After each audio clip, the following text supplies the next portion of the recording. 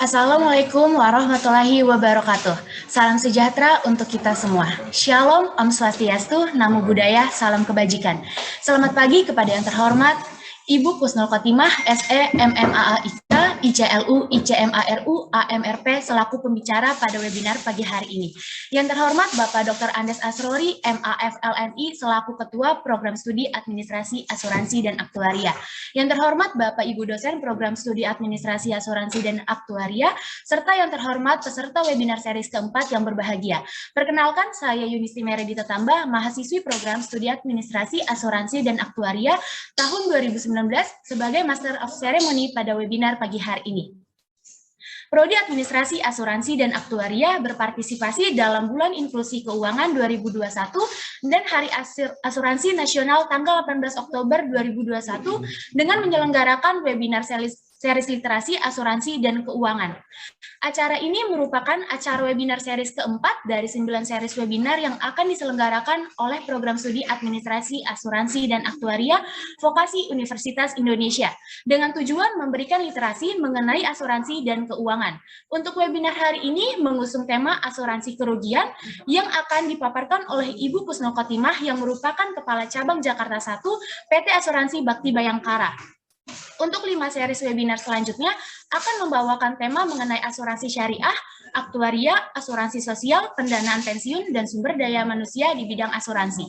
Hadirin yang berbahagia, saya akan membacakan susunan acara pada webinar pagi hari ini, yaitu untuk yang pertama dibuka dengan pembukaan acara, dilanjutkan oleh pembacaan tata tertib, selanjutnya kata sambutan dari Ketua Program Studi Administrasi Asuransi dan Aktuaria, lalu dilanjutkan dengan pemaparan materi oleh pembicara, selanjutnya dilakukan sesi diskusi dan tanya jawab, serta pembacaan summary oleh moderator, dan yang terakhir dilakukan sesi dokumentasi. Selanjutnya saya akan membacakan tata tertib yang berlaku pada webinar hari ini. Yang pertama, peserta wajib memasuki room Zoom 10 menit sebelum acara dimulai. Yang kedua, peserta wajib untuk menggunakan display name dengan nama asli. Dan untuk yang ketiga, peserta mengikuti rangkaian acara kuliah umum dengan menggunakan pakaian rapi dan sopan. Untuk yang keempat, peserta wajib menjaga suasana rangkaian acara kuliah umum agar tetap kondusif. Dan yang kelima, peserta diharapkan untuk menonaktifkan mikrofon bila tidak diperlukan selama rangkaian acara kuliah umum berlangsung. Dan yang keenam, peserta wajib mengaktifkan kamera selama rangkaian acara kuliah umum berlangsung. Dan yang ketujuh, peserta wajib menggunakan virtual background yang telah disediakan oleh panitia. Dan yang ke-8, pertanyaan yang ingin ditanyakan dapat ditanyakan saat sesi tanya jawab berlangsung dengan menggunakan fitur raise hand yang ada pada room Zoom.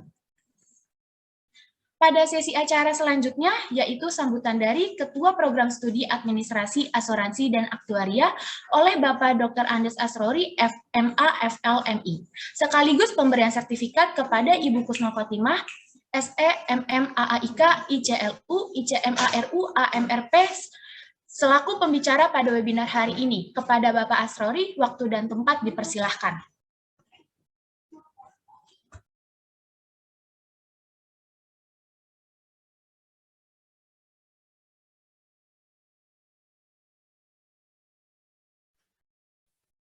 Masih di mute tuh, Pak Solrinya.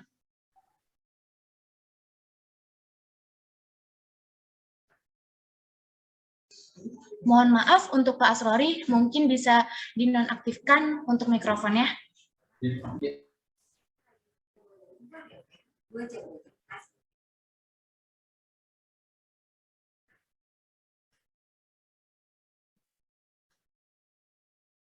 Ya, Assalamualaikum warahmatullahi wabarakatuh. Waalaikumsalam warahmatullahi wabarakatuh. Kami mengucapkan terima kasih kepada Ibu Kusnul Khotimah yang telah bersedia memberikan kuliah umum di prodi kami. Ini sesuai dengan namanya Ibu Kusnul Khotimah, itu kan tujuan akhir hidup kita itu adalah itu ya. Kita itu pada akhirnya inginnya apa? Sampai kampung akhirat dengan Kusnul Khotimah. Ya. Ini nama yang bagus sekali. Nah, dengan harapan Ibu Kusnul Khotimah nanti bisa juga memberikan kuliah umum yang sangat bagus ya, terutama mengenai asuransi kerugian. Di Indonesia ini sekarang kurang lebih ada mungkin ya Kak, sekitar 50-an lah ya. Jumlah perusahaan asuransi kerugian di Indonesia itu sekitar 50 ya. Mungkin ya ada yang masih hidup, ada yang sudah mati ya, tapi kira-kira sekitar 50. Ini sangat menjanjikan bagi para mahasiswa prodi asuransi dan aktuaria untuk bisa memasuki dunia kerja di asuransi kerugian. Idealnya memang harapan saya para mahasiswa dan mahasiswi selagi kuliah di program vokasi UI, dia sudah mengambil sertifikasi dari AME, Asosiasi Ahli Manajemen Asuransi Indonesia. Ya idealnya ya, begitu lulus dari program vokasi UI, dia sudah memperoleh sertifikat Ajun Ahli Asuransi Indonesia Kerugian. Ini sangat membanggakan kalau alumni dari prodi asuransi dan aktuaria itu semuanya sudah menggondol sertifikasi asosiasi dari AME dengan gelar Ajun. Nggak usah ahli ya, cukup Ajun aja. Ajun Ahli Asuransi Indonesia Kerugian. Ya mungkin untuk lebih jelasnya nanti karena Bu Husnul Khotimah bergerak dalam bidang asuransi kerugian, bisa dijelaskan kepada Ibu Husnul untuk mencapai gelar itu, Ajun Ahli Asuransi Indonesia Kerugian itu kalau tidak salah itu 5 atau 6 mata pelajaran yang dia harus tempuh. Ya. Dan itu tidak cukup mudah ya, artinya harus dengan upaya yang kerja keras supaya bisa lulus dalam ujian sertifikasi yang dilakukan oleh AME. Dan program vokasi sudah bekerja sama dengan pihak AME untuk membantu mahasiswa agar bisa lulus ujian sertifikasi dalam bidang asuransi kerugian. Yang tertarik asuransi jiwa bisa juga ngambil Ajun Ahli Asuransi Indonesia Jiwa. Tapi kalau yang tertarik kerugian, ambil Ajun Ahli Asuransi Indonesia Kerugian. Ya. Itu harapan saya. Itu begitu Anda di wisuda di Balerung di UI, ya, Anda sudah mempunyai sertifikasi Ajun semua. Itu harapan saya begitu. Semua mempunyai sertifikasi Ajun. Demikian yang bisa kami sampaikan. Mohon nanti Ibu Husnul Khotimah, namanya sangat indah sekali nih, Husnul Khotimah. Saya pun setiap habis sholat selalu berdoa, ya Allah, matikan saya dalam keadaan Husnul Khotimah. Semua orang pasti menginginkan kematian dalam bidang Husnul Khotimah. Ini orang tua dari Ibu Husnul Khotimah itu luar biasa nih, memberi nama Husnul Khotimah. Itu harapan, ekspektasi dari semua manusia itu ingin kembali ke kampung akhirat dengan gelar Husnul Khotimah, bukan gelar Ajun Ahli Asuransi Indonesia, enggak, tapi dengan gelar Husnul Khotimah. Ya, demikian kami sampaikan. Terima kasih pada Bu Husnul. Kami persilakan Bu Husnul untuk menjelaskan itu semuanya. Terima kasih. Wassalamualaikum warahmatullahi wabarakatuh. Waalaikumsalam warahmatullahi wabarakatuh.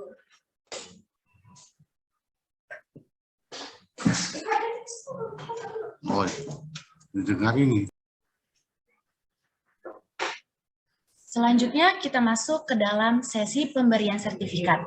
Silakan kepada Bapak Asrori untuk menyerahkan sertifikat apresiasi kepada Ibu Husnul Khotimah selaku pembicara pada hari ini.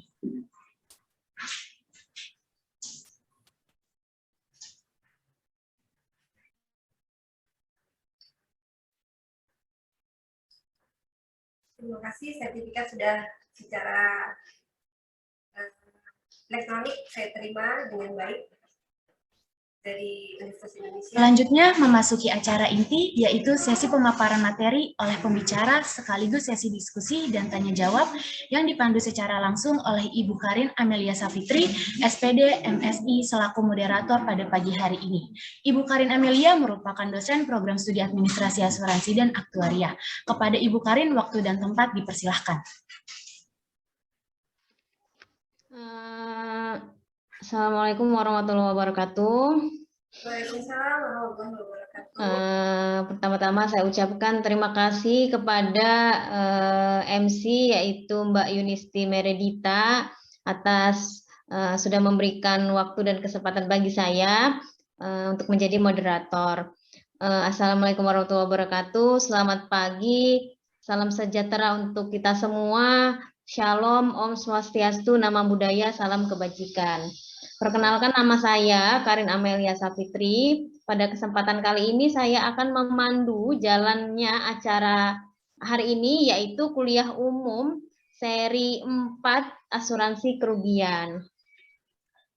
Kalau berbicara tentang asuransi, kita semua udah tahu ya bahwa kita itu hidup selalu berdampingan dengan risiko. Nah, kaitannya dengan asuransi kerugian itu sendiri yang khususnya memproteksi objek tertentu, misalnya harta benda, aset, dan sebagainya, tentunya kita sebagai pemilik tidak mau was-was atau takut akan terjadi kehilangan ataupun kerugian terhadap objek yang kita miliki. Oleh karena itu, akan ada pemaparan materi secara komprehensif dari Ibu Husnul PT Asuransi Bayangkara. Disinilah mahasiswa akan mendapatkan penjelasan yang rinci mengenai materi. Sebelum itu, saya akan membacakan daftar riwayat hidup Ibu Husnul Khotimah, SEMM, AAIK, ICLU, ICMARU, AMRP terlebih dahulu. Oke, beliau ini menempuh pendidikan di Universitas Pajajaran dengan jurusan Ekonomi dan Studi Pembangunan. Lalu untuk strata 2-nya itu beliau mengambil jurusan Manajemen Informasi Asuransi di Universitas Gunadarma. Nah, pengalaman pekerjaan yang sudah beliau lakukan itu beliau menjadi manajemen trainee di PT Asuransi Danamon pada tahun 1997, lalu menjadi tenaga ahli di PT yang sama tetapi kantor cabang Bandung, yaitu melakukan survei klaim dan dokumentasi foto, jabatannya sebagai supervisor. Lalu pada tahun 2000 sampai 2021 beliau menjabat sebagai staf keuangan di PT Asuransi Bayangkara. Kemudian di tahun 2001 di perusahaan yang sama, beliau menjabat sebagai staf administrasi teknik untuk melakukan verifikasi polis yang masuk ke kantor. Lalu pada tahun 2007 di PT yang sama, beliau menjabat sebagai kepala seksi yang membuat analisa dan evaluasi risiko atas permintaan penutupan bisnis. Kemudian melakukan pekerjaan di bidang reasuransi treaty keluar dan treaty masuk, lalu untuk fakultatif keluar dan fakultatif masuk. Pada tahun 2009, beliau menjabat sebagai kepala seksi di PT yang sama di cabang Bandung. Kemudian pada tahun 2010, beliau menjabat sebagai staf khusus di PT yang sama juga untuk membantu Direktur Pemasaran Umum menganalisa hasil evaluasi.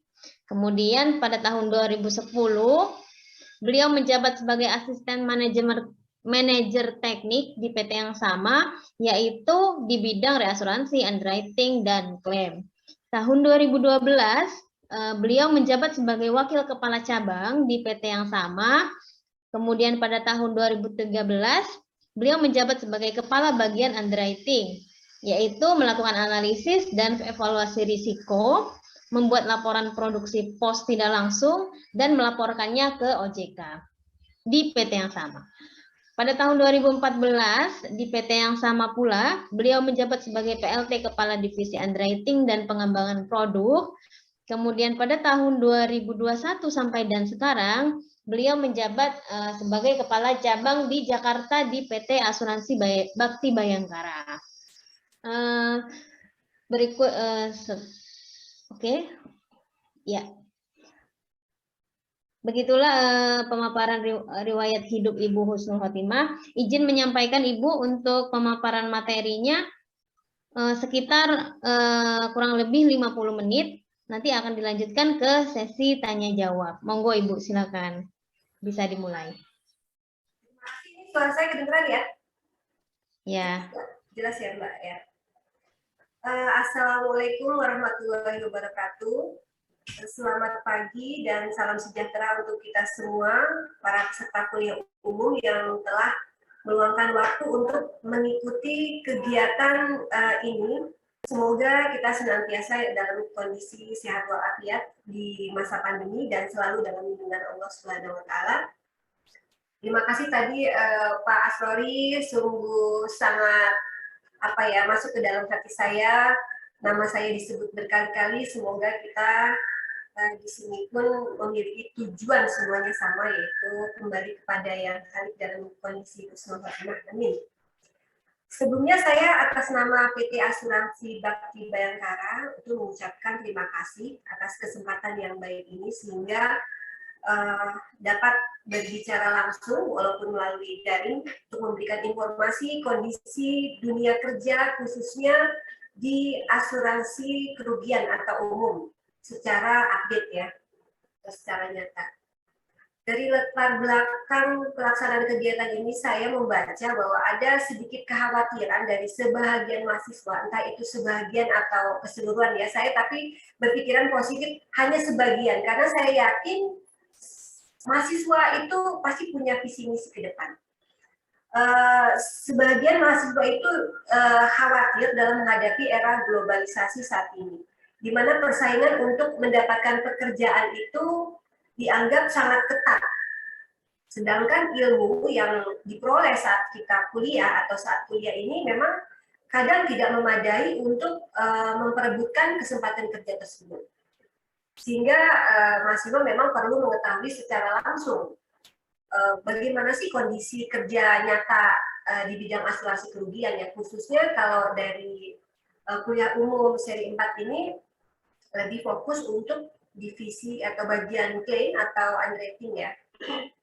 Nah, terima kasih saya ucapkan juga kepada program studi administrasi asuransi dan aktuaria program pendidikan vokasi Universitas Indonesia yang telah menjembatani dan memfasilitasi kegiatan ini sehingga diharapkan para mahasiswa itu dapat memperoleh informasi aktual dan langsung melalui praktisi dari industri asuransi kerugian. Sehingga sebagai praktisi ya di asuransi kerugian, saya sedikit cerita nih, seperti yang tadi disampaikan oleh Mbak Moderator, itu betul ya, kurang lebih 24 tahun saya bekerja di industri asuransi itu cukup membuktikan bahwa bekerja di industri asuransi itu sama seperti industri lainnya itu memang sangat menyenangkan. Itu tergantung dari diri kita masing-masing ya. Sangat menyenangkan. 24 tahun itu bukan waktu yang menurut saya sekejap mata. Banyak up and down yang saya alami dan mungkin kalian nanti semua juga akan merasakan jika memang kita tetap ikhtiar ya di dalam melakukan pekerjaan kita. Nah, flashback sedikit ya. Seperti yang tadi sudah disampaikan oleh Mbak Moderator, Ibu dosen moderator, saya memulai karir di asuransi kerugian ini memang sebagai peserta manajemen train. Jadi setelah saya lulus sebagai fresh graduate itu saya mendaftarkan diri sebagai peserta manajemen train di Danamon Asuransi. Saat ini memang perusahaannya sudah tidak ada karena terimbas pada saat itu tuh krisis moneter. Jadi tahun 98 itu saya juga berdampak, yaitu terkena pemutusan hubungan kerja pada saat itu. Jadi pada saat masuk bekerja sekitar 2 bulan itu langsung terkena dampaknya pada tahun 98. Dan itu saya anggap sebagai itu yang saya bilang up and down. Saya harus merasakan, kita sebagai manusia pasti akan merasakan hal yang seperti itu. Namun ternyata tidak terlalu lama saya harus menganggur karena mungkin doa dari orang tua kita, dan pada saat itu saya sudah punya gelar. Jadi gelar yang saya peroleh itu sebagai fresh graduate dalam 8 bulan memang saya sudah memiliki gelar Ajun. tidak lama, tidak sampai hitungan tahun itulah. Kurang lebih ya kurang dari 1 tahun saya sudah mendapatkan pekerjaan lagi di tempat saya ini. Mungkin itu saja dari saya. Kita lanjut kepada, ada pertanyaan nggak kira-kira? Kita lanjut saja ya, kalau memang ada pertanyaan silakan seperti tadi yang disampaikan oleh moderator atau pembicara ya MC, bahwa nanti ada sesi tanya jawab. Ini saya akan sampaikan langsung materi pada hari ini. Kembali lagi ya, saya pembawa materi, praktisi ya, bukan dosen ya, takutnya nanti dianggap dosen, karena saya akan bicara sebagai praktisi di industri asuransi kerugian. Ini saya screen. Ini sudah ya? Sebentar. Ini apakah sudah ada yang membaca screen saya? Sudah ya?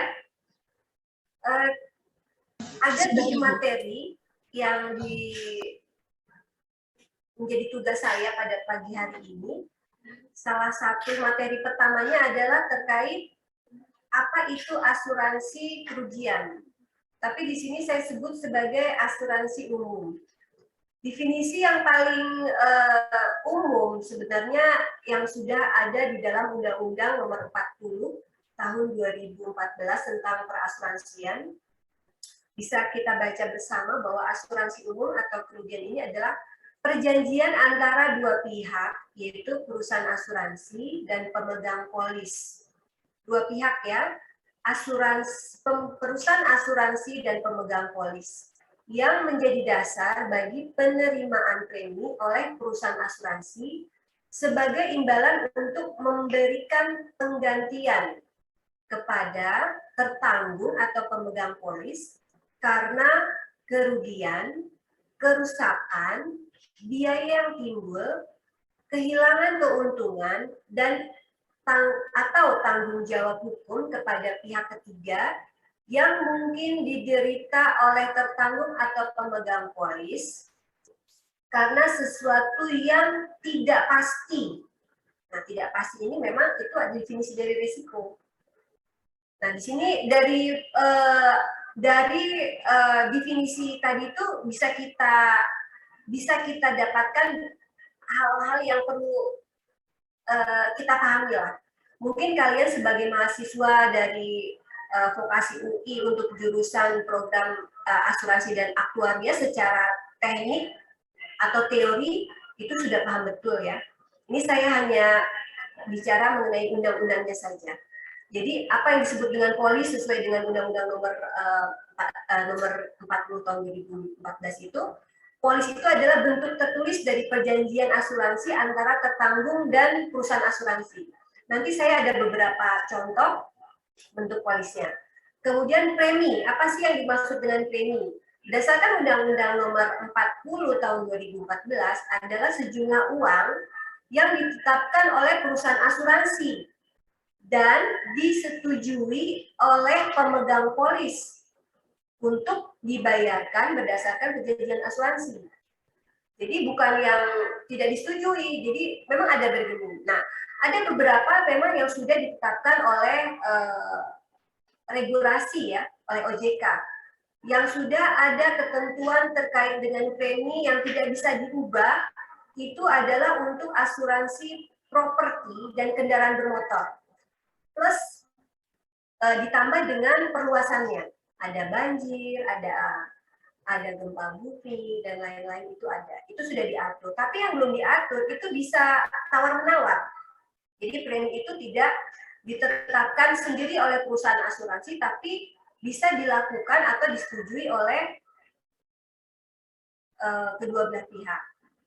Nah, kemudian perusahaan asuransi pun pada saat melakukan pembayaran klaim itu biasanya memang secara umum harus ada deductible. Tapi ada juga yang tidak dikenakan deductible. Nanti kita bisa baca bersama kalau kalian ada kesempatan mungkin, dan harus baca kalian itu peraturan surat edaran OJK nomor 6 tahun 2017. Itu di situ ada peraturannya. Ada beberapa okupasi yang memang tidak dikenakan deductible, tapi secara umum dikenakan deductible. Tujuannya apa dikenakan deductible adalah agar tertangguh itu mempunyai sifat kehati-hatian. Karena kalau dia tidak hati-hati, bisa jadi dia akan menerima atau membayar sebagian dari kerugian yang dilakukan. Itu ya. Kemudian kita beranjak ke materi kedua. Materi kedua adalah mengenai jenis-jenis asuransi kerugian. Saya bicara di sini sebagai ini ya, sebagai praktisi ya. Kalian kalau mahasiswa kan pasti sudah punya buku ininya ya, buku pintarnya. Teorinya pasti kalian sudah paham. Tapi di sini saya akan bicara mengenai apa sih yang dilakukan oleh seorang underwriter di asuransi kerugian untuk jenis-jenis kerugian ini. Jenis-jenis asuransi kerugian. Nah, secara umum di perusahaan asuransi kerugian khususnya ini terbagi ada 6 jenis asuransi, tergantung dari perusahaannya ya. Biasanya perusahaan asuransi itu kadang membagi sesuai struktur organisasi, jenis asuransinya hanya dibagi menjadi 3, bisa jadi hanya properti, marine, dan kemudian langsung miscellaneous accident atau aneka. Atau dibagi menjadi 2, struktur organisasinya hanya terbagi menjadi properti dan non-properti. Jadi tergantung. Tapi di sini saya akan jelaskan jenis-jenis asuransi kerugian yang memang umum ada di industri. Yang pertama adalah property or risk, kedua marine insurance, ketiga motor insurance, kemudian ada engineering insurance, keempat aviation, keenam miscellaneous accident. Miscellaneous accident ini bahasanya kalau dibahasakan ke dalam bahasa Indonesia itu bermacam-macam atau aneka. Jadi semua asuransi di luar dari kelima di atas itu kita masukkan ke dalam miscellaneous accident. Ada personal accident, ada asuransi uang, ada asuransi liability, surety bond, itu masuk ke miscellaneous accident. Oke, selanjutnya kita bicara satu persatu ya. Nanti saya sampaikan contoh polis yang sudah terbit terkait penutupan property or risk. Nah, di sini property or risk itu adalah menjamin semua risiko dan merupakan jenis asuransi yang paling populer dibandingkan dengan asuransi lainnya. Karena memang sering digunakan, okupasinya juga jelas. Kalau kalian bisa kalau pernah ada yang praktek ya, saya kemarin itu kan di ABB itu kita kedatangan beberapa peserta magang dari UI. Mereka mempelajari itu beberapa polis. Nah, property or risk ini bisa dibilang jenis polis yang sangat lengkap karena semuanya dijamin. Semuanya dijamin. Yang tercantum di dalam polis itu dijamin. Ya kan? Nah, di sini kalau jenis risiko yang dijamin kan secara ini ya, ini nggak bisa kita jabarkan, tapi saya punya contohnya nih. Contohnya itu saya Bakti Bayangkara itu menutup clubhouse atau spa, itu kode okupasinya 2943. Contoh polis PAR. Bisa ditampilkan polis PAR. Jadi polis PAR itu polis PAR. Pak Tama boleh ditampilkan polis PAR-nya? Nah, ini kontraktor yang property or risk deh.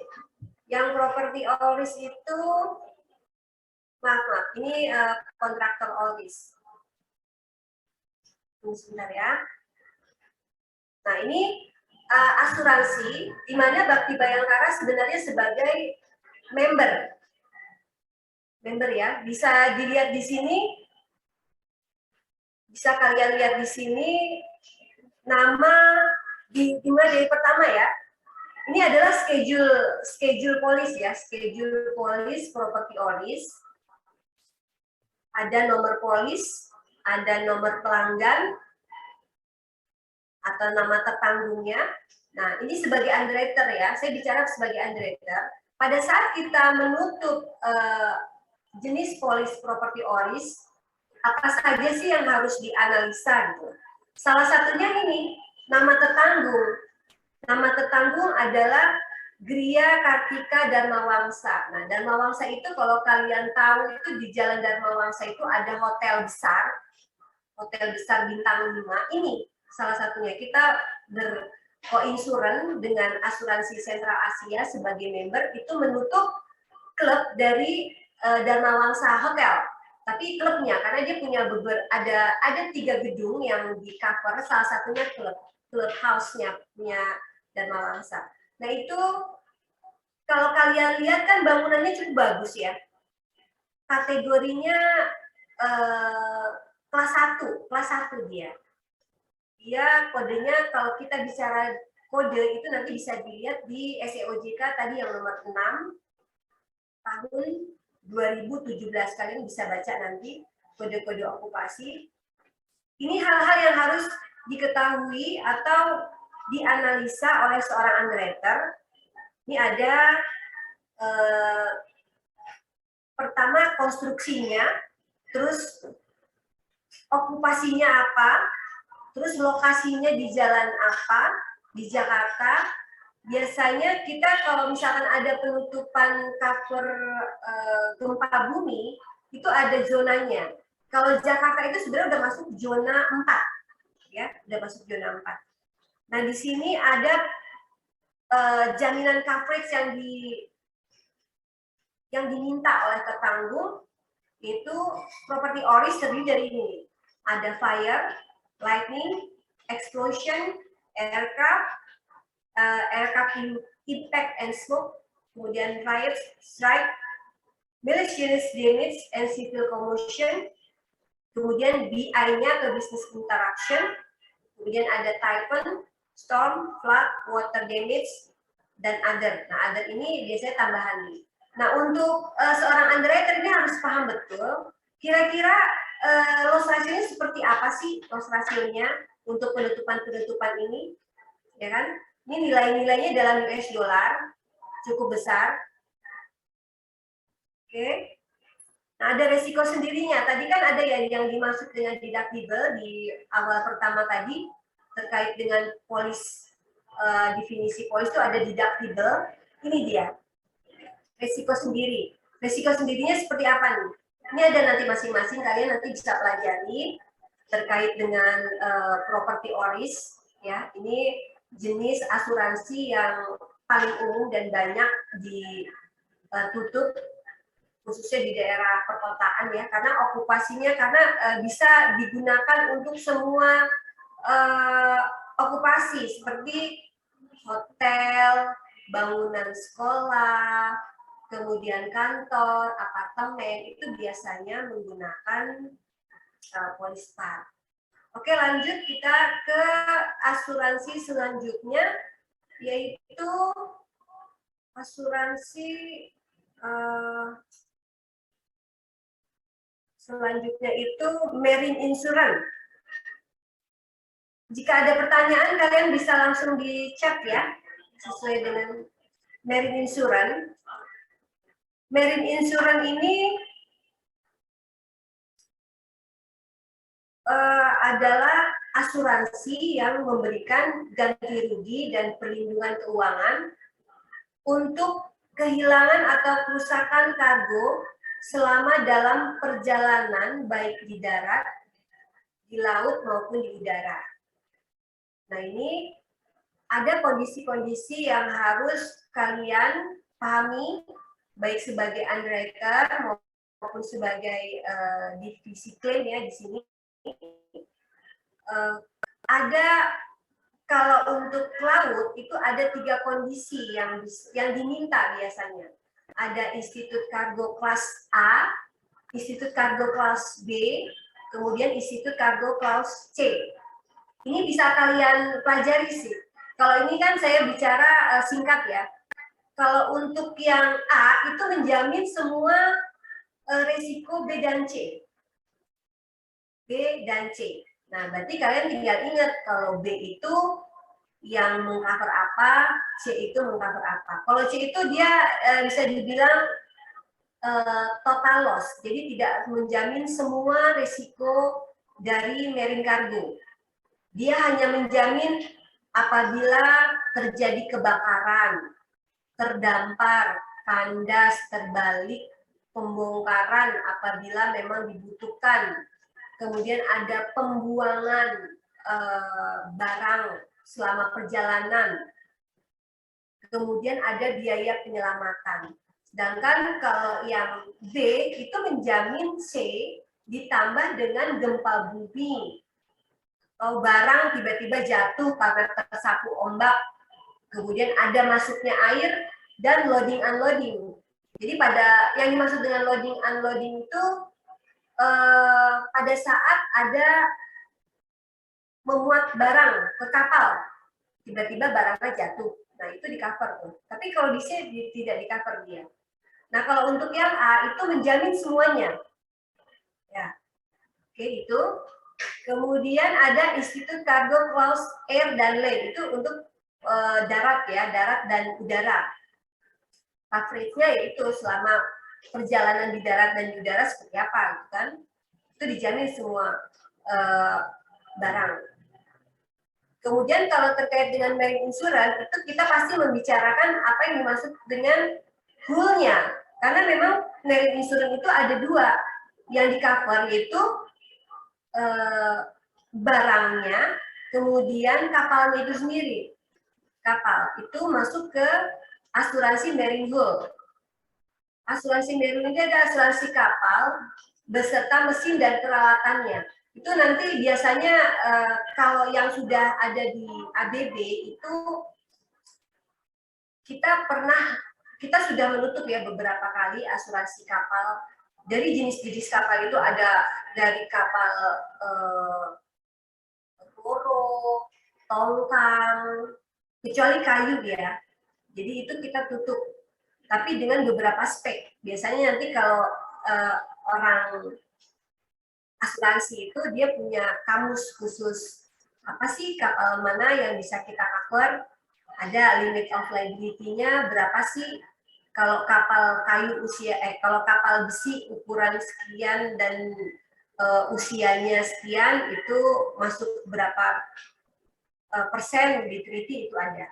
Kalian nanti akan bisa pelajari. Tapi ini secara umum saja ya bahwa di marine insurance itu yang di cover adalah bisa di cover kargonya, bisa di cover hull-nya, bisa kedua-duanya. Tapi kalau kedua-duanya biasanya tuh perusahaan asuransi ada batasan maksimal on retention atau kemampuan dari perusahaan asuransi untuk mengcover bisnis itu.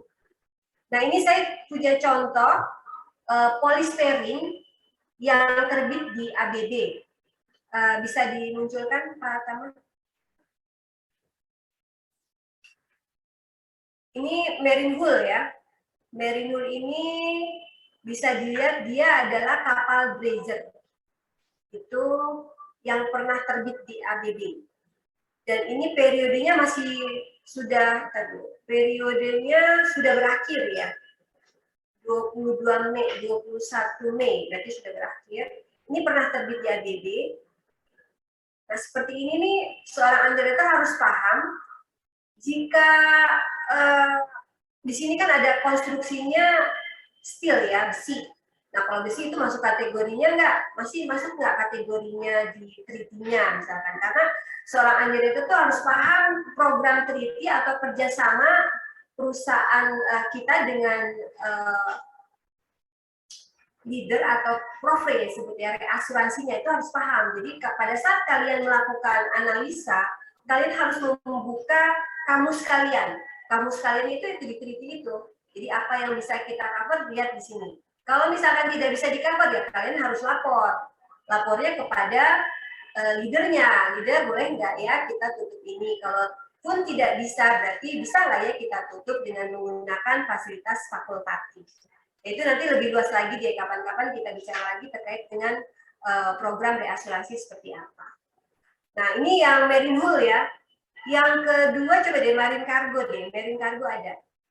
Marine Cargo yang ditutup oleh asuransi Bakti Bayangkara. Nah, ini Marine Cargo. Ini kita menutup, tertanggungnya adalah Pusku Kementerian Pertahanan Indonesia. Ini kita beli ada pengiriman torpedo Black Shark itu ya, pada estimate date-nya itu Juni 2021, kayaknya sudah jadi nih, mudah-mudahan jadi polis nih. Ini sudah jadi. Nah, ini klausulanya A. Nah, pada saat tertanggung mengajukan bisnis ini yang harus dipahami oleh seorang underwriter itu adalah barang ini diangkut oleh apa sih, gitu kan? Pertama, diangkut menggunakan apa dan dari mana, dan tujuannya kemana? Dari mana dan tujuannya kemana? Ya kan? Berapa nilainya? Kalau sudah sesuai dengan kapasitas treaty, lagi-lagi kamusnya itu kapasitas, bukan kamus, ya benar. Buku pintarnya atau di asuransi itu buku pintarnya treaty sesuai, itu artinya kita bisa langsung setuju terbit. Tapi ternyata jika nilainya itu tidak sesuai atau melebihi kapasitas dari perusahaan kita, itu kita wajib meminta persetujuan profesional asuransi atau leader kita. Kalau ABD itu kan leadernya nasional ya. Kalian nanti bisa pelajari lah. Nanti di akhir di sesi ke berapa ya, ke-6 itu saya akan sampaikan daftar jumlah professional perusahaan reasuransi di Indonesia. Nah, ini klausula A yang dipakai oleh Marine Cargo dalam penutupan pengiriman torpedo. And from-nya itu dari mana nih? Coba di agak ke atasan lagi. Turun. Itu dari Itali. Jadi pelabuhan di Itali ke Indonesia. Ya. Nah, mengenai rate, di sini kita bicara rate. Sebenarnya rate-nya belum diatur oleh regulasi. Jadi kita bargaining aja nih kalau di sini. Kalau dari seorang underwriter harus paham. Kalau rate itu kan karena belum diatur, kita harus paham kira-kira risikonya selama perjalanan seperti apa ya. Oh, kalau kapalnya bagus, ini kita menggunakan kapal vessel Evers, GRT-nya 4.000, jadi di atas 2.000. Kemudian tahun 99, jadi masih dianggap muda ya. Kalau yang tua itu biasanya udah dianggap 40 tahun, 50 tahun, itu ada tuh. Itu jadi ya udah kita bargaining di angka rate-nya 0,25%. Ini untuk contoh Marine Cargo. Nah, selanjutnya ke asuransi berikutnya motor ya, pertama ya. Asuransi berikutnya itu motor insurance. Kalau motor insurance ini sama seperti properti yang mengcover asuransi atau jaminan kebakaran itu rate-nya merujuk kepada SEOJK nomor tahun 2017.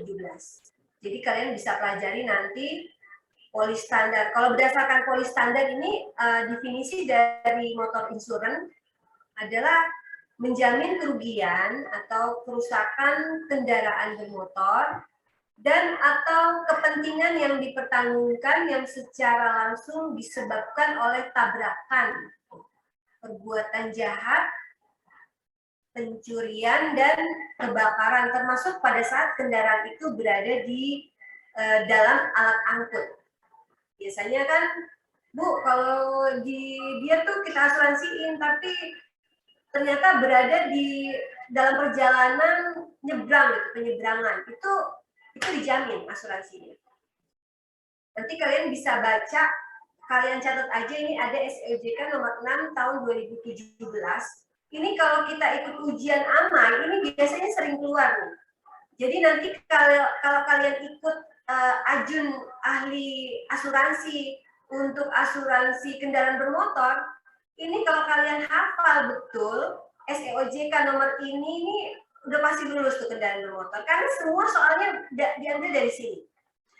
Kalian bisa lihat nih, 2 tahun, pokoknya sejak tahun 2017, semua soal-soal terkait dengan asuransi kendaraan bermotor itu diambil dari SEOJK nomor 2017. Tadi kan pesan dari Pak Asrori ya, kalau bisa pada saat kalian lulus, kalian harus sudah mempunyai gelar ajun, minimal gelar ajun.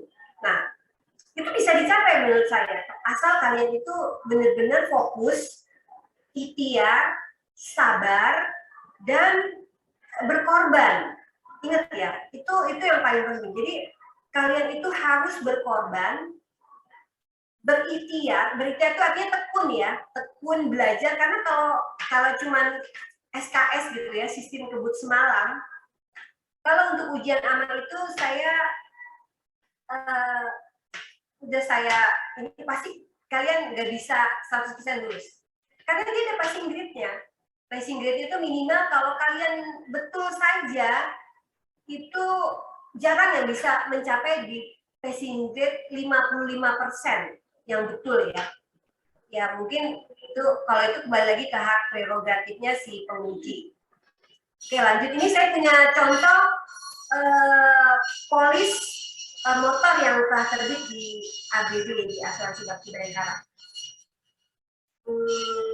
Nah, ini polis kendaraan bermotor. Ini sepeda motor ya. Sepeda motor roda 2. Ini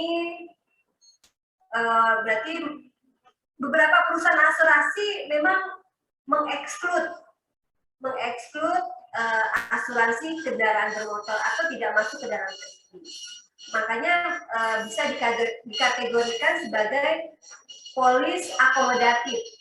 Jadi misalkan si tertanggung ini memiliki kendaraan. Nah, dia selain memiliki kendaraan juga memiliki kendaraan bermotor. Nah, makanya kita tambahkan, oke, kita bisa accept dengan kondisi kendaraan itu masih baru. Kemudian ada deductible-nya, ini kayaknya kalau dilihat dari deductible-nya kayaknya ada salah. Kebesaran deductible-nya 2 juta, harusnya 200.000. Jadi di SEOJK nanti kalian bisa ngecek ini deductible kemahalan, mohon maaf nih. Harus dikoreksi, ntar tetangga bisa marah kalau kayak gini. Ini rate-nya sudah standar ya. Kalau kendaraan motor itu 1,8% dan hanya total loss. Jadi tidak ada oris ya. Kalau oris kan per kasko rusak itu pasti dijamin ada ininya. Tapi kalau untuk kendaraan roda 2 itu TO, coverage-nya TO. Ini contoh yang ada di Bakti Bayangkara. Lanjut untuk apa nih? Untuk selanjutnya asuransi engineering atau rekayasa. Nah, ini sebenarnya di Indonesia asuransi engineering itu setelah keluar SEOJK terus terang aja di industri itu merasa rate-nya sangat-sangat terjun bebas kalau dari saya ya, dari kami lah intinya. Nah, untuk engineering insurance ini rate-nya belum diatur oleh regulasi, belum diatur. Jadi masih mengikuti yang tadi disetujui oleh kedua belah pihak. Kalau pihak tertanggung merasa itu terlalu tinggi, bisa ditawar. Tapi dari perusahaan asuransi biasanya menambah beberapa warranty atau klausula, misalkan deductible-nya naik, atau bisa jadi diskon yang tadi diminta itu jadi turun. Jadi gitu aja. Biasanya kalau yang tidak diatur oleh regulasi, perusahaan asuransi maupun tertanggung bisa melakukan tawar-menawar rate. Oke. Nah, asuransi engineering ini dikelompokkan menjadi 2 bagian, yaitu yang terkait dengan proyek, engineering proyek, dan non-proyek. Kalau yang proyek itu ada CAR, ada EAR. Kalian bisa baca di sini kalau CAR itu adalah memberikan jaminan atas proteksi atas kerugian dan kerusakan dalam pelaksanaan pekerjaan proyek pembangunan konstruksi.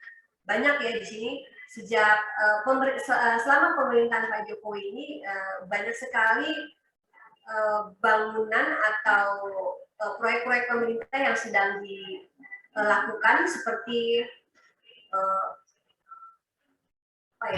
bendungan, jalan tol, jembatan yang menghubungi bisa jadi satu provinsi ke provinsi lain. Itu jalan tol itu udah dari ujung ke ujung ya sekarang ya. Jadi kalau kita mau kemana itu udah gampang dari jalan tol. Itu masuknya ke CAR. Jadi pembangunan konstruksi baik sipil basah maupun kering. Kalau basah itu ya itu tadi, jembatan itu kita kategorikan basah jika pada saat pembangunan jembatan itu melewati sungai. Itu bisa dikategorikan basah. Tapi kalau dia tidak melewati sungai atau jembatannya seperti ya selokan itulah, itu kita kategorikan kering. Kayak flyover itu di Jakarta itu kita kategorikan sebagai proyek atau konstruksi kering. Nah, tapi kalau yang kering, contohnya itu bangun hotel, kayak jalan pun ya jalan tol itu bisa dikategorikan kering kalau misalnya dia tidak melewati atau membangun jembatan yang melewati sungai. Seperti itu. Nah, kalau untuk proyek yang kedua jenis dari engineering proyek itu adalah EAR. EAR ini pekerjaan pemasangan. Jadi melaksanakan pekerjaan proyek pemasangan mesin-mesin. Berikut instalasinya. Seperti kayak ini, kayak sutet. Itu sutet maksudnya EAR tuh. Pemasangan. Kategorinya ya cukup riskan sih, tapi selama asuransi bisa menetapkan beberapa klausula menjadi aman. Yang penting ada backup reasnya ya. Jadi tidak di-cover sendiri sehingga membahayakan cash flow dari perusahaan. Lanjut untuk asuransi yang non-proyek.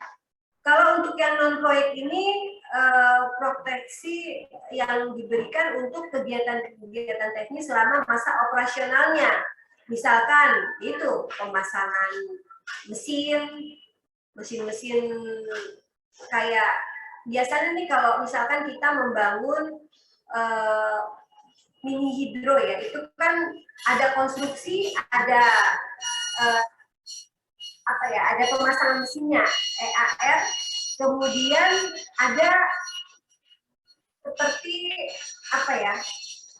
maintenance-nya lah. Maintenance-nya itu bisa masuk ke kategori itu. Di sini ada mesin-mesin industri maupun non-industri, seperti mesin pembangkit tenaga listrik. Jadi mesinnya yang kita cover. Itu bisa masuk kategori non-proyek. Atau alat berat yang tidak digunakan untuk proyek. Itu bisa kita kategorikan ke dalam engineering. Nanti kalian bisa, kalau kalian nanti punya buku, mungkin di UI banyak ya buku-buku terkait dengan standar Munihre ya. Itu kan rate-nya itu udah jelas tuh kalau untuk standar Munihre. Bisa kelihatan. Rate yang pas untuk pembangunan ini berapa, pembangunan misalkan contohnya nih gedung dengan basement berapa, tingkat ke bawah itu berapa, dengan tingkat sekian berapa itu ada kalau di Munihre ya. Tapi di Indonesia mungkin kalau seandainya nih kalian memang tekun atau menjadi kedepannya kan pasti kami ini hanya tinggal melihat kesuksesan kalian ya. Kalau bisa sih dibikin aja tuh regulasi untuk kedepannya nih, regulasi untuk seperti yang dilakukan oleh Munihre itu, regulasi untuk penutupan CAR. Biar rate-nya itu tidak, kalau saat ini kan rate-nya tidak diatur ya. Jadi ya yang namanya tidak diatur, resiko yang menurut kita itu high risk bisa di-cover dengan rate yang sangat kecil, itu yang tidak diatur. Beda dengan rate kendaraan bermotor, properti, itu sudah diatur oleh OJK. Saya punya contoh nih, yang tadi yang sudah sempat muncul, polis, kontraktor olis. Nah ini polis atas nama PT Brantas Abipraya, pembangunannya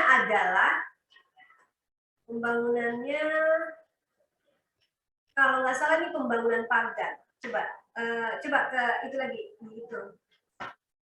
Nah ini pembangunannya adalah pembangunan pagar keliling dan infrastruktur kawasan kampus Universitas Islam Internasional Indonesia.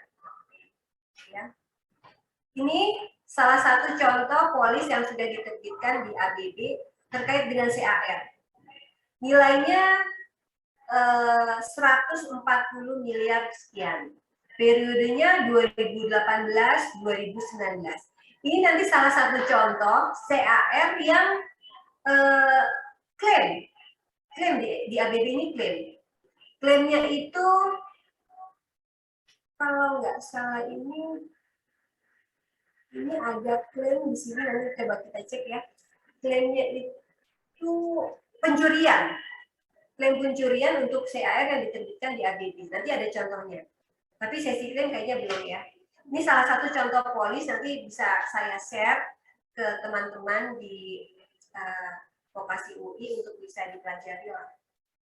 Apa aja sih yang menjadi konsen dari seorang underwriter apabila ada penutupan CAR.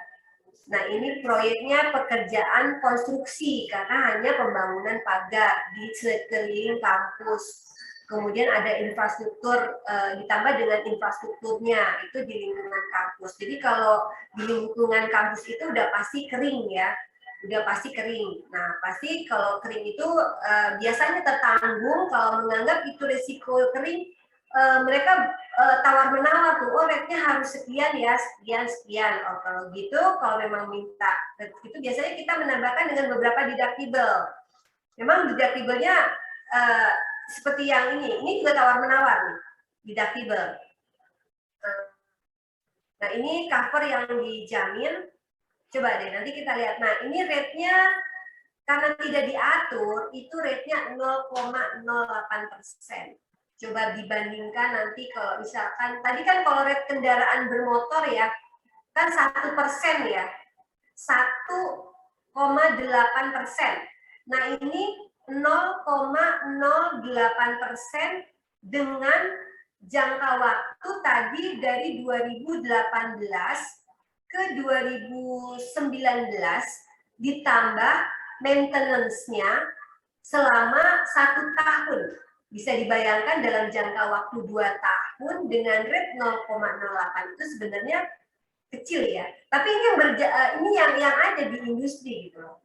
Kalau kita tidak bermain bisa jadi memang kita tidak dapat ini, ya kan? Itu yang saya katakan bahwa rate di luar dari properti maupun kendaraan bermotor memang belum diatur oleh regulasi yang dalam hal ini diawasi atau otoritas jasa keuangan atau OJK. Itu contoh dari CAR, kemudian lanjut ke industri atau ke materi selanjutnya, bukan materi ya, apa? Polis aviation. Nah, ini aviation ini asuransi rangka kapal.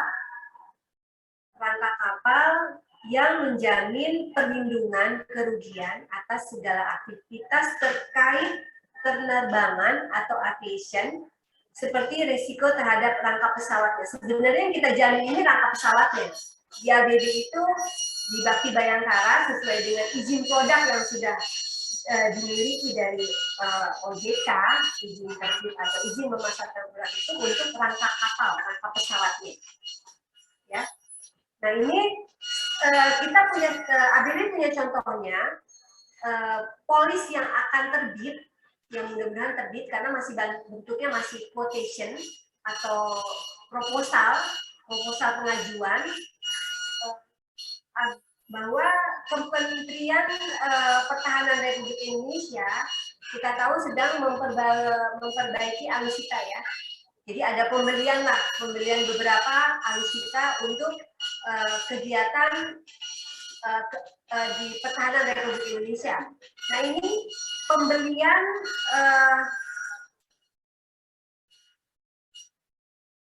ferry flight tadi. Coba di itu Pak Tama, pembelian kapal yang tadi bisa tadi ya, ferry flight itu dari Korea ke Makassar.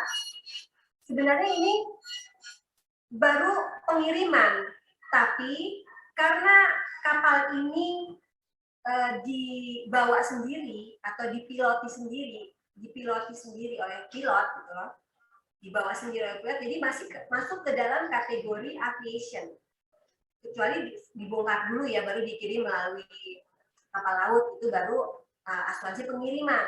Nah ini kapal terbang dari Korea ke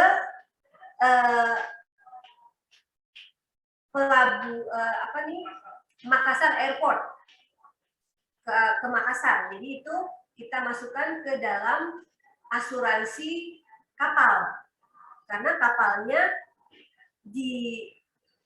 dipiloti langsung, dibawa langsung dari Korea ke Indonesia. Nah ini ada syarat-syaratnya di situ. Kalau asuransi kapal kan sebenarnya di Indonesia itu menurut cerita yang saya dapat ya, sekaliber Jasindo pun, asuransi Jasindo itu tidak di cover sendiri atau tidak di retain sendiri di lain itu, tapi di retain sebagian sebagai OR dari perusahaan asuransi yang menerbitkan polis, dan sisanya itu di backup oleh perusahaan asuransi. Jadi tidak semua di cover, tapi di backup oleh perusahaan reasuransi melalui kalau di ABB itu Bakti Bayangkara melalui backup fakultatif lah disebutnya. Nanti kalau misalkan ini kita jelaskan lagi apa sih yang dimaksud fakultatif, apa sih program TP dan lain-lain. Nah ini adalah salah satu TC yang ada di Police Aviation. Ya, ini masih to be advised semuanya karena memang kemarin itu kita mendapatkan penawaran dari Kemenhan untuk menutup pengiriman kapal, pengiriman pesawat dari Korea ke Indonesia, ke Makassar lah ya, ke Makassar atau Indonesia. Ini contohnya, kalian bisa pelajari. Nah, itu 5 contoh atau 5 definisi dari jenis asuransi di industri asuransi kerugian. Yang terakhir ada miscellaneous accident ya. Kalau miscellaneous accident itu beraneka ragam. Ada personal accident, itu asuransi yang menjamin kecelakaan diri seseorang.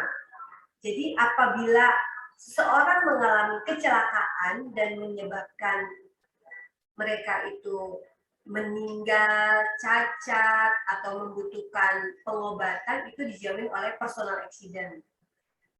Kemudian ada, itu yang masuk miscellaneous ya. Jadi accident yang kalau miscellaneous artinya bermacam-macam, itu di luar dari itu, jenis-jenis asuransi yang ada di industri asuransi, personal accident. Kemudian asuransi uang. Asuransi uang itu ada cash in safe, kemudian cash in cashier box, itu kalau ada di box, ada cash in ATM, itu asuransi uang. Ada cash in transit. Sebenarnya cash in transit itu, kalau kalian tahu, itu pengiriman uang. Misalkan dari bank mana kepada dari contohnya kalau yang berjalan di Bakti Bayangkara ini, misalkan dari nasabah ke bank ditunjuk, banknya apa, misalkan Bank Bakti atau Bank Mandiri atau Bank Jawa Timur dan lain-lain, itu asuransi uang masuk kategorinya. Tapi CIP itu bisa juga dikategorikan ke dalam kargo. Jadi biasanya ada beberapa perusahaan asuransi memasukkan bisnis asuransi cash in transit itu ke asuransi kargo. Jadi marine kargo itu termasuk di dalamnya pengangkutan uang. Itu rate-nya belum diatur oleh OJK. Jadi kembali lagi akan ada tawar-menawar. Berapa rate yang diinginkan dan berapa yang diinginkan oleh petanggung, berapa yang disetujui oleh perusahaan asuransi. Kemudian ada asuransi juga yang disebut dengan surety bond, asuransi jaminan. Asuransi jaminan ini adalah menjamin prinsipal atau kalau dalam hal ini kontraktor yang akan melakukan pekerjaan, jadi dijaminkan. Itu surety bond. Jenisnya banyak, ada tender bond, performance bond, ada advance payment, ada maintenance bond. Kalian nanti bisa belajar deh. Karena kan di sini kita hanya sesi sharing ya.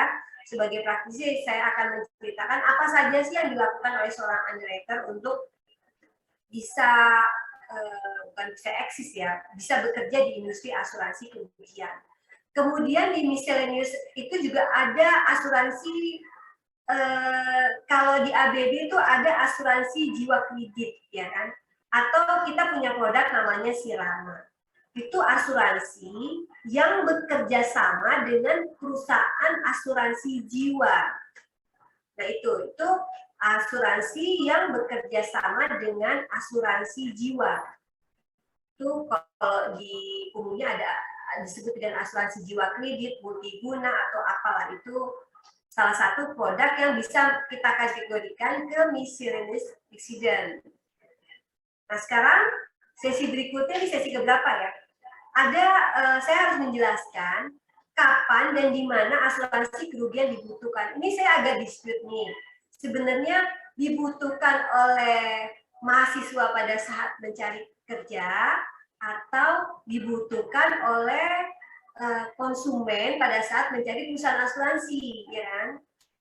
Kalau yang saya sampaikan di sini, ini konsumen mencari asuransi kerugian yang tepat dan kapan. Kembali lagi ke masing-masing definisi di awal, sebenarnya kalau kita merasa memang membutuhkan, itu dari jiwa kita itu udah merasa, oh ini kita punya barang nih, dan barang ini menurut kita tuh, pertama kita bicara dari nominal ya, nominalnya sekian, kemudian kalau hilang kita bisa nggak ya beli lagi, atau ada nggak ya yang sama seperti ini, atau kira-kira harganya bisa turun atau lebih tinggi atau apa, itu pikiran ya kalau kita mau butuh asuransi. Nah di sini artinya kan kita punya interest nih terhadap barang itu. Berarti kita tuh kalau kita sudah punya interest terhadap barang itu, sudah pasti kita butuh asuransi sebenarnya. Contohnya rumah deh, rumah saya walaupun misalkan kecil, tapi saya khawatir kalau terjadi apa-apa, kira-kira bisa nggak ya saya membangun kembali rumah itu dengan harga sekarang, ya kan? Biasanya kita berpikir, wah, kalau kita tidak, mudah-mudahan tidak terjadi apa-apa, padahal yang resiko itu tidak pasti loh. Bisa jadi kita hati-hati, tetangga sebelah kita bisa jadi tidak hati-hati, ya kan? Termasuk kita punya kendaraan. Oh, kita sudah hati-hati, tapi kan orang lain bisa juga menginginkan barang kita gitu, akhirnya hilang. Motor kan sudah banyak yang hilang, akhirnya itulah kebutuhannya. Pada saat kita merasa aware terhadap barang kita, pasti kita punya sense pengen, waduh kita harus melindungi barang ini. Jadi ada interest. Kalau kita tidak punya interest, tiba-tiba kita asuransikan, itu tidak memenuhi prinsip-prinsip asuransi. Jadi kita harus ada interest terhadap barang itu. Makanya salah satu prinsip asuransi adalah insurable interest, bahwa kita mempunyai interest terhadap barang yang kita asuransikan. Barang kita dengan, termasuk kita punya employee itu kan aset buat kita. Kalau terjadi apa-apa ya pastinya kita harus asuransikan tenaga kerja kita, biar misalkan terjadi accident di tempat kerja, ada penggantian dan perusahaan asuransi tidak mengganggu cash flow dari perusahaan tempat kita bekerja. Itu salah satunya. Terus apakah barang tersebut bisa dinilai dengan uang? Nah, itu harus dinilai dengan uang nih, karena ada beberapa, contohnya ada barang yang mempunyai nilai historis, atau karena memang itu mempunyai nilai historis, bisa jadi memang itu harus dibutuhkan lah. Nah ini ya, kemudian kita lanjut deh, ini kalian bisa baca kira-kira itu ya tadi ya, yang saya maksud. Kemudian selanjutnya, kapan memilih asuransi kerugian yang tepat? Itu udah pasti harus yang terdaftar di OJK. Kemudian harus mempunyai kekuatan keuangan tingkat solvabilitas minimal 120%. Kemudian produk-produk yang dipasarkan apa sih, dibutuhkan nggak sih oleh kita, ya kan? Itu udah pasti tuh. Kemudian luas jaminan ditawarkan. Yang ini yang nomor 5 tuh besaran premi dan diskon. Biasanya tetanggung tuh minta, Bu, Pak, ada diskon nggak sih? Nah, biasanya itu salah satu market, cara kita memasarkan produk agar bisa dibeli, kita memberikan diskon. Kemudian bagaimana sih pelayanan klaim pada saat terjadi kerugian, itu udah pasti ya. Kalau misalkan wah kayaknya enggak, kalau dari informasinya nih kayaknya tidak pelayanannya tidak baik, itu bisa jadi salah satu akhirnya perusahaan asuransi itu tidak menjadi pilihan. Oke, lanjut. Nah, lanjut. Ini Bu, izin waktu tinggal 3 menit lagi. Oh iya ya. Terima kasih. Oke deh, ini aja deh, langsung deh terkait dengan prospek kerja. Sebenarnya kalau dari yang pertama itu kan sudah disampaikan ya, bahwa memang ada kekhawatiran dari mahasiswa kedepannya bekerja seperti apa sih? Sebenarnya menurut saya itu tidak perlu khawatir, karena di Indonesia ini perusahaan reasuransi ada 6 perusahaan. Perusahaan asuransinya ada 67. Belum pialang asuransi. Kemudian belum reasuransinya. Kemudian ada loss adjuster. Kemudian ada surveyor independen. Kalian semua bisa masuk ke dalam industri ini. Dengan keahlian yang sudah dimiliki atau yang sudah didapat selama di vokasi UI, saya yakin semua perusahaan tertarik dengan kalian gitu. Jadi nggak usah khawatir, kalian pasti akan memenuhi syarat-syarat. Yang penting tadi yang disampaikan oleh Pak Aslori, sebisa mungkin sebelum kalian lulus menjadi sebelum lulus itu kalian sudah mengantongi ajun ahli. Karena setahun itu kita mengadakan 2 kali ujian amai. Mungkin selama pandemi ada beberapa ini ya di postpone gitu loh, atau ditiadakan karena selama pandemi. Tapi setelah ini itu akan berjalan normal kembali dan kalian harus ikut. Tidak bisa tidak ikut, kalian harus ikut. Dan itu menurut saya sebagai mahasiswa aktuaris atau administrasi, studi administrasi dan aktuaris ini wajib mengikuti ini. Oke ya. Kemudian sertifikat apa saja sih yang sebenarnya selain yang wajib gitu ya? Sebenarnya sih semuanya itu tergantung dari kalian. Kalian itu memang harus aware terhadap diri sendiri gitu loh. Jadi jangan sampai terpengaruh dengan yang lain. Misalkan enggak, nanti saja kalau setelah lulus kuliah. Sebenarnya enggak, karena ini sertifikat ini bisa diambil kecuali yang nomor 2 sampai nomor 9 ya, ICPU, ICMARU itu diambil setelah kalian mendapatkan gelar A3IK. A3IK itu Ajun Ahli Asuransi Indonesia Bidang Kerugian. Jadi kalau untuk yang sudah memiliki A3IK, kalian bisa langsung melengkapi sertifikat underwriter kalian satu persatu, karena ini terus terang soalnya tidak terlalu susah karena memang multiple choice untuk yang ini nih, yang 2-9, kecuali untuk yang A3IK. Kalau yang A3IK itu memang dibutuhkan effort dari kalian, itu belajarnya memang harus maksimal. Karena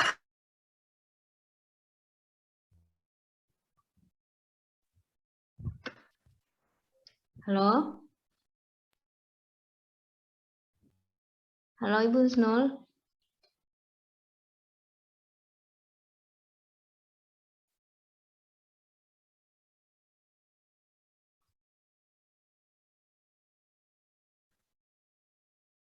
Halo?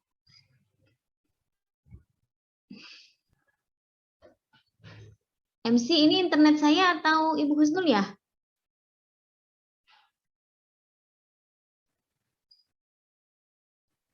Apa? Internet Ibu Husnul ya kayaknya ya. Oke.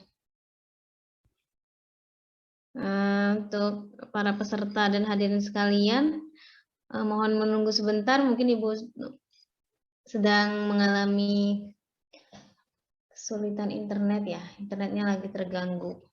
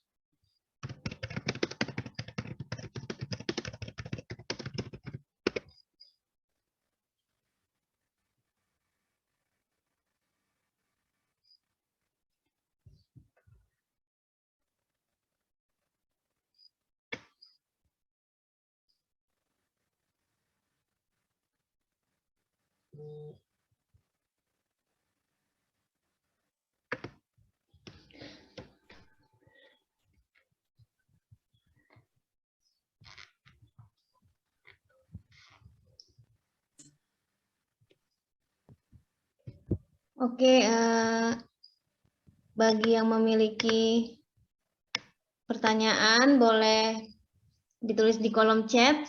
Saat ini sudah ada satu pertanyaan. Dan absen juga sudah ada di chat. Silakan diisi.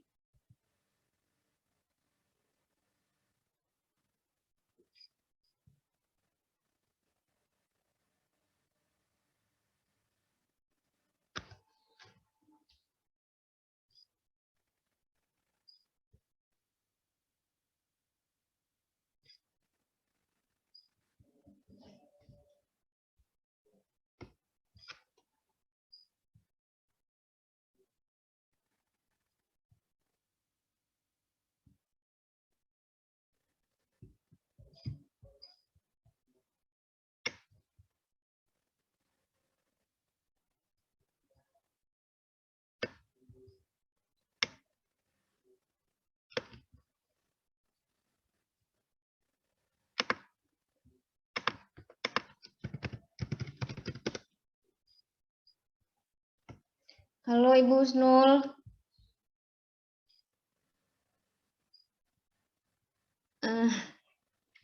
Ibu suaranya belum terdengar, Ibu.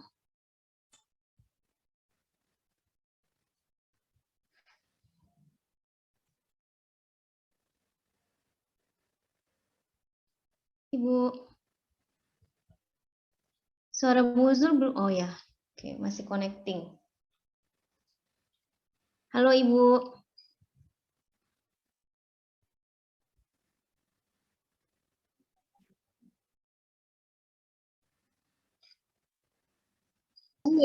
Ini. Ya. Sudah terdengar, Ibu? Oke, sudah terdengar. Sip. Iya. Oke, baik. Sekarang kita akan masuk. Iya, tidak apa-apa. Nggak apa-apa ya. Kita akan masuk ke sesi pertanyaan ya, Bu. Oke. Oke, saya akan bacakan terkait dengan waktu ya. Waktu yang Iya, maaf nih. kalian. Jadi saya kelamaan. Iya, oke. Ada pertanyaan yang pertama itu dari Ade Sopian. Dia pertanyaannya adalah hal apa saja yang paling penting diperhatikan oleh underwriter dalam melihat data tertanggung agar maksimal seperti yang disebutkan oleh Ibu Husnul tadi.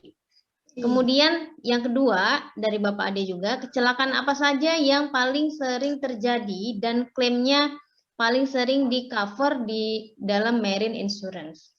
Silakan Ibu Husnul. Oke. Tadi hal apa saja terkait dengan tertanggung ya? Kan kalau tertanggung itu ini bicaranya moral hazard ya. Contohnya nih kalau ini saya kasih contoh terkait dengan penutupan kendaraan bermotor ya. Penggunaan kendaraan bermotor itu kan terkait dengan orangnya ya. Moral hazard atau kelakuan dari si pembawa kendaraan bermotor. Memang tidak terlihat sih, tapi misalkan kendaraan itu kalau misalkan kendaraan baru mungkin kita tidak pernah lihat, tapi beberapa yang ditutup di kami ya, biasanya kita lihat loss rasionya kalau memang sudah sering, itu artinya bisa jadi orangnya kurang hati-hati gitu loh. Orangnya kurang hati-hati. Kemudian lokasinya atau tempatnya itu di mana? Lokasi wilayah ya. Ini kan kita bicara, saya memberikan contoh untuk kendaraan. Jadi wilayah operasionalnya di mana ya? Apakah kalau dia menutup perluasan banjir misalkan, oh ternyata dia lokasinya rumahnya di daerah banjir, misalnya di daerah Jakarta Barat atau apa gitu atau utara. Berarti itu kita mesti waspada tuh. Kita harus kenakan rate banjir misalkan, kan sudah ada tuh. Kemudian kalau dari perorangannya itu misalkan kendaraannya itu tahun berapa. Kalau semakin tua biasanya kan bisa jadi ya sudah banyak yang haus ya dari sisi body dan lain-lain. Nah, untuk penutupan kendaraan bermotor nih, contohnya nih ya, contoh saya ini khususnya tuh sebenarnya harus disurvei detail dari depan, belakang kendaraannya ya. Kalau roda 2 kan karena TLO, kalau roda 2 TLO kita kadang sudah tidak lihat lagi tuh, tapi kan itu akomodatif bisnis. Tidak semua perusahaan asuransi menjamin roda 2. Nah, itu untuk kalau kendaraan. Kalau untuk rumah tinggal, biasanya seorang underwriter itu harus paham betul rumah itu berada di lingkungan mana. Kalau dia berada di daerah, contohnya klaster ya, kalau klaster itu kan berarti rumahnya sama ya, atau minimal sejenis karena klaster. Itu bisa jadi tidak disurvei pun kita hanya membutuhkan SPP atau surat permintaan asuransi, kita udah bisa langsung accept tuh, apalagi nilainya tidak besar, misalkan masih di bawah 1 miliar. Karena rumah-rumah sekarang walaupun kecil kan nilainya udah di atas 1 miliar ya. Nah itu bisa jadi kita tidak membutuhkan hal yang sangat ideal. Tapi kalau misalkan rumah itu nilainya 1 miliar tapi di luar perumahan, itu perlu waspada tuh. Apalagi kanan kirinya kita tidak tahu apakah bengkel atau restoran, karena sesuai dengan SEOJK itu treatmentnya beda. Jika ada rumah tinggal yang berdekatan dengan okupasi dengan okupasi dengan tingkat risiko yang tinggi, biasanya rate yang dikenakan bukan rate rumah tinggal lagi. Mungkin itu saja kalau menurut saya. Kalau marine cargo, biasanya yang perlu dianalisa itu pertama barang yang diangkut apa sih? Apakah bentuknya pecah belah, curah, atau riskan terkena air, atau mudah pecah karena bentuknya gelas, contohnya keramik dan lain-lain. Terus alat angkutnya apa? Kalau misalkan alat angkutnya sesuai dengan spek yang ada di kamus treaty kita, tentunya bisa langsung kita cover, apalagi nilainya kecil. Mungkin kalau dari sisi underwriter itu ya. Dan kita jangan pernah lupa menganalisa. Kalau sekarang kan, kalau dulu ya waktu saya masuk asuransi kan belum ada tuh, saya belum pernah tuh pakai browsing apa sih tertanggungnya ini, siapa sih, di mana lokasinya. Nah kalau sekarang kalian pasti udah punya nih, bisa browsing ya. Jangankan orang yang ada di Indonesia, di luar negeri aja bisa kita browsing posisinya ada di mana ya kan, lokasinya di mana, itu bisa kita browsing. Jadi sedetail apa artinya, kita perlu detail melihat, menganalisa tertanggung yang akan kita cover. Jangan sampai kita kayak menanti menutup asuransi seperti kucing dalam karung gitu kan. Kita nggak tahu ternyata isinya kucing yang bisa saja merusak dan lain-lain lah ya. Mungkin itu saja dari saya. Terkait pertanyaan kedua, apa saja sih klaim yang sering terjadi di marine ya, Bu ya? Iya, betul. Kalau di marine itu, pertama yang sering terjadi itu karena kan yang terjadi tenggelam ya, kapal tenggelam. Tapi enggak, karena kalau marine itu yang tergantung dari kondisi yang di cover sama kita.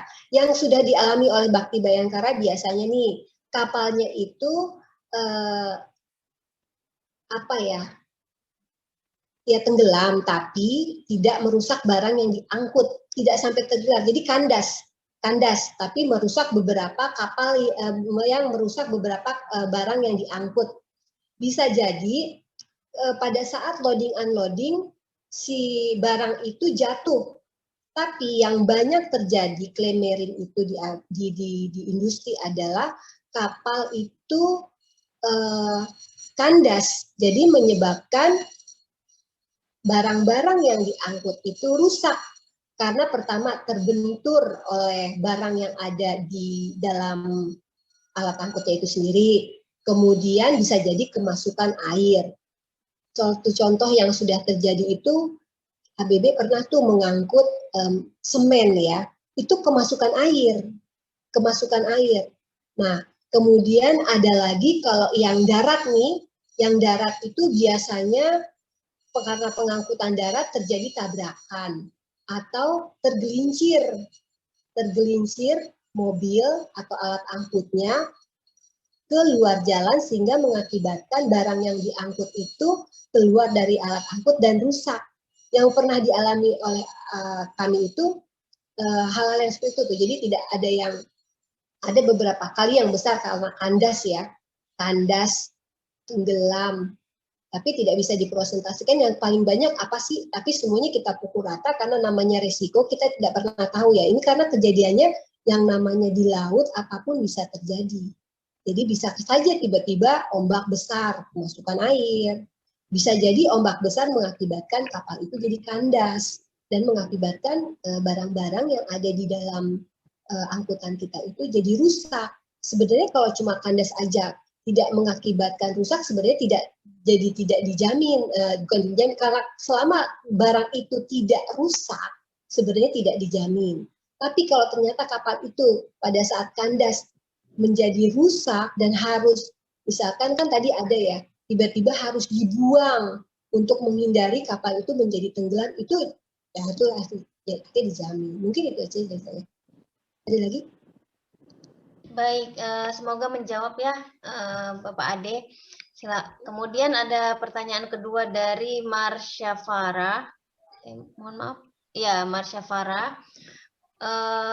Dia menanyakan bahwa dalam hal coverage modifikasi, yaitu salah satunya merupakan deductible, seperti yang tadi sudah dijelaskan, mengapa masih ada corporate atau nasabah yang ingin nasabah perorangan yang ingin membeli produk dengan deductible dibandingkan membeli produk full coverage terhadap suatu kerugian? Silakan, Ibu. Mungkin pertanyaan yang tepatnya gini kali ya. Ini tadi saya nggak tahu ada modifikasi atau properti kali ya. Jadi gini, kalau deductible itu biasanya itu secara umum diterapkan di semua jenis-jenis asuransi. Tapi ada yang memang deductible-nya jadi nil. Itu ada di SEOJK. Jadi kalau okupasi nih, okupasi rumah tinggal biasa, okupasi rumah tinggal, kantor itu jika terjadi kerugian itu deductible-nya nil, tidak ada. Tapi kalau di luar itu, misalkan hotel,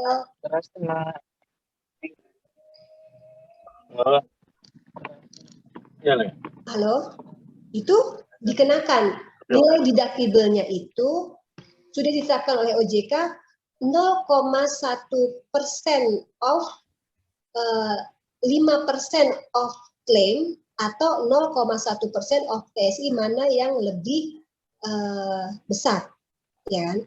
Nah, sebenarnya tertanggung itu, kalau dari pertanyaan kenapa tertanggung itu menginginkan deductible dibandingkan apa coba? Aduh, sorry Mbak, apa tadi pertanyaan? Deductible-nya? Mengapa corporate atau nasabah perorangan masih ingin membeli produk dengan deductible dibandingkan membeli produk full coverage terhadap suatu kerugian? Ya karena jadi gini, kalau si nasabah itu menginginkan deductible karena mereka ingin pada saat terjadi kerugian, jumlah kerugian yang di cover itu, yang jumlah kerugian yang harus dibayar itu tidak membebani tertanggung, makanya dia tidak ingin deductible, ya kan? Nah, seandainya mereka tidak ingin deductible, biasanya perusahaan asuransi akan menaikkan rate-nya. Ini untuk risiko-risiko yang belum diatur oleh OJK ya. Jadi ya kalau misalkan kalau yang untuk properti oris kan sudah tidak bisa ditawar-tawar lagi tuh, deductible-nya udah pasti dan mereka harus mengikuti, karena kalau tidak perusahaan asuransi akan terkena sanksi dari otoritas. Tapi kalau untuk di luar itu, contohnya marine cargo deh. Marine cargo itu kan rate-nya kita menggunakan rate-nya persen ya, 0, berapa persen gitu kan. Nah itu ada deductible-nya. Deductible-nya biasanya tertanggung itu merasa oh barang ini sebenarnya karena barang itu tidak mudah pecah atau apa, tidak pecah lah, tidak mudah pecah, atau bila terjadi accident tidak rusak, itu biasanya mereka minta deductible-nya diperkecil dong atau tidak nil. Ya udah, kalau mereka tidak ingin dikenakan deductible, biasanya solusinya adalah rate-nya akan dinaikkan oleh perusahaan asuransi. Jadi perusahaan asuransi tidak serta-merta memenuhi permintaan dari tertanggung, ya kan? Kemudian kalau seandainya memang ada bargaining seperti itu, biasanya perusahaan asuransi itu memberikan persetujuan jika memang tertanggungnya itu sudah rekanan bisnis lama dari perusahaannya itu juga. Misalkan sudah berkali-kali menutup atau perpanjangan bertahun-tahun, biasanya kita memberikan prioritas lah. Karena supaya nasabah itu tidak lari ke perusahaan asuransi lain. Jadi sebenarnya itu selama tidak diatur oleh OJK, pemegang polis maupun perusahaan asuransi dapat melakukan bargaining atau tawar-menawar terkait TC yang akan ditulis dalam perjanjian polis. Mungkin itu saja, Mbak. Baik, terima kasih Ibu Husnul. Nah, semoga menjawab untuk Marsha Farah. Kemudian pertanyaan yang ketiga dari Evinisa, sertifikasi ajun yang dimaksud Bu Husnul tadi, apakah berbeda dengan sertifikasi ajun aktuaris? Terima kasih. Oh iya, sertifikasi yang tadi saya sebutkan itu untuk asuransi kerugian. Kalau aktuaris beda lagi ya. Aktuaris itu ada gelar profesinya sendiri. Kalian juga bisa ikut double. Sebenarnya tidak dibatasi. Kalian harus ikut aktuaris saja atau kalian harus ikut asuransi kerugian saja. Karena saya sebelumnya juga pernah mencoba ikut aktuaris, cuman terus terang aktuaris itu kan memang dasarnya memang membutuhkan apa ya, tidak sekedar membaca ya, dia juga harus stay menghitung dan lain-lain, itu memang butuh effort menurut saya, buat saya pribadi ya. Nah, yang tadi saya jelaskan di depan itu terkait hanya untuk sertifikat underwriter dan untuk bagian klaim. Kalau untuk aktuaris memang tersendiri, dia punya asosiasinya juga untuk aktuaris. Jadi, tapi kalian tidak harus, tidak, menurut saya bisa kedua-duanya kalian ikuti karena ujiannya juga beda-beda. Sepanjang kalian bisa membagi waktu, menurut saya itu penting. Kalau yang saat ini, terus terang kalau dari pengamatan saya, sangat-sangat dibutuhkan di industri asuransi saat ini adalah pemegang gelar aktuaris. Terus terang aja, di Bakti Bayangkara itu kita meng-hire 2 orang aktuaris memang. Karena memang OJK telah meminta atau mengeluarkan kebijakan atau peraturan bahwa setiap perusahaan asuransi wajib memiliki seorang aktuaris yang sudah memiliki gelar profesi. Jadi aktuaris dan asuransi kerugian sertifikasinya beda. Jadi kalian boleh mengikuti kedua-duanya secara bersamaan, itu pasti kalian nggak perlu, menurut saya kalian nggak perlu melamar, pasti kalian dilamar. Itu udah pasti itu. Saya juga iri tuh sama yang punya gelar aktuaris sekarang. Terus terang, karena memang sangat-sangat dibutuhkan di perusahaan asuransi gelarnya itu untuk memenuhi syarat dari OJK buat perusahaan asuransi. Itu saja, Mbak. Baik, terima kasih. Semoga menjawab. Kemudian pertanyaan selanjutnya adalah bagaimana penanganan dan proses identifikasi risiko terkait asuransi satelit?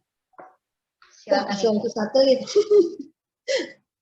Ini terus terang ya, asuransi satelit itu hanya perusahaan-perusahaan asuransi tertentu seperti Jasindo yang punya.